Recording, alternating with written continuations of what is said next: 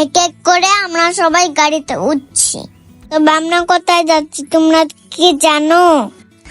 জানতে চাইলে পুরো ভিডিওটি দেখতে হবে। এই দেখো, এখানে আমরা সবাই আছি, শুধু নেই আয়ান।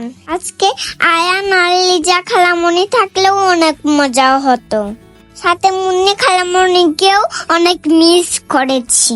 এই দেখো, আমরা চলে আসলাম পিউরিয়াতে। আমরা এসেছিলাম এসব ভাইয়ের বার্থডে সেলিব্রেট করতে। Happy birthday to you. Happy birthday to you. Happy birthday, happy birthday, happy birthday to you. এক ঝলকেই দেখে নিলে কেশব ভাইয়ার বার্থডে।